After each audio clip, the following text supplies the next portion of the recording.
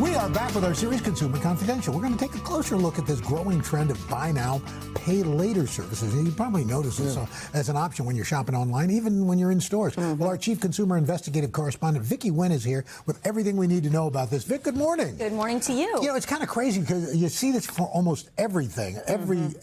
The idea of buy now, pay later for groceries. It just totally. What do you need to know about this? So this started kicking off, Al, during the pandemic, and it's really starting to grow and reach kind of a fever pitch.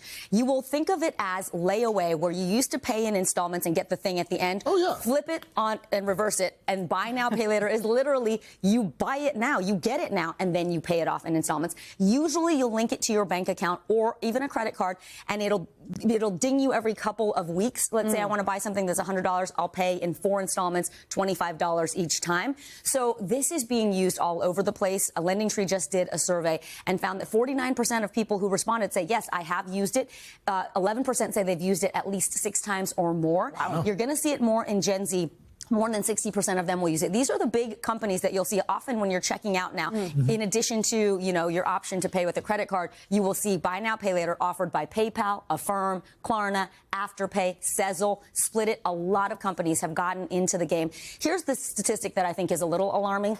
Of the 49% of consumers who say they've used it, 41% have said that they have paid late, and that's up from 34%. So that is a troubling trend. Wow, that's a big jump. Okay, Al mentioned even groceries. Like, what are people buying with these programs? Pretty much anything that you can buy, Savannah, you can buy now and pay later.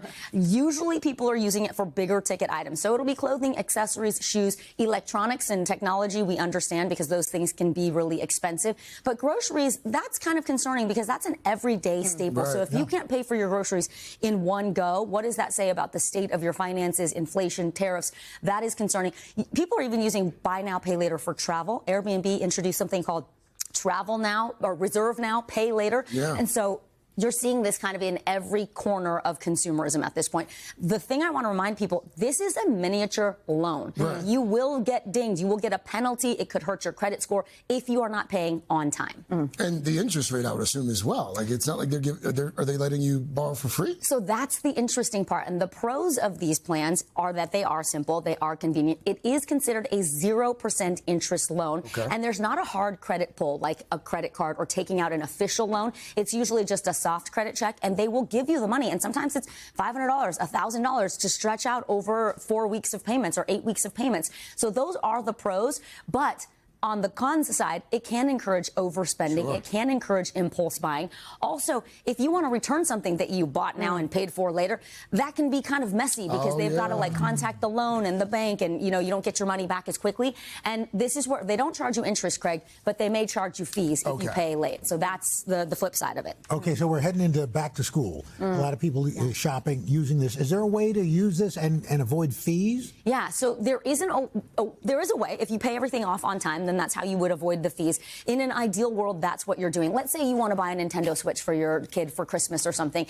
You know you're going to be able to afford the $500 or $700. You just can't pay for it all right now, but you're very diligent about the payments. That is who this is designed for, and that's going to help you. But if you're not careful, that's where the slippery slope comes in, and it becomes like something else that charges you interest or credit cards or penalties. So we talked with the folks at Intuit Credit Karma. They did this whole survey and found that people are going to go into debt for back-to-school shopping because you think computers, clothing, calculators, all of that adds up.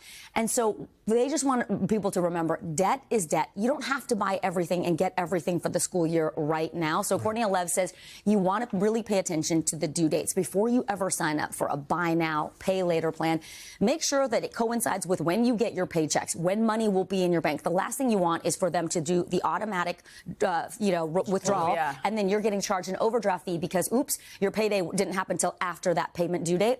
Set a financial check-in. This is so important. You can do it weekly, you can do it monthly, but until you figure out how much it costs to be you and what your actual budget is, it can be very difficult to get out of debt because you just keep adding on, and now you've got credit cards, you've got buy now, pay later. It adds up. Snowball. Exactly. And finally, reading the fine print, because each of these deals can be a little bit different in terms of when they charge you, what the payment penalties are. Here's a bit of good news. if you pay everything off on time, FICO actually says they are now going to start adding buy now, pay later plans to your credit score. So that can boost your credit score starting this fall. If you're really good about these plans, that's a way to raise your credit score. Let's say you're trying to buy a house, maybe consider taking out some buy now, pay laters. Just remember, on the flip side, if you don't pay off on time, your credit score will go down. Exactly. All right, Vicky, thanks so much. Have a great Labor Day. Thank you, you too. Hey, thanks for watching. And don't forget, you can catch the Today Show every morning on NBC or take Today when you're on the go. Just follow the Today podcast on Apple Podcasts, Spotify, or wherever you listen.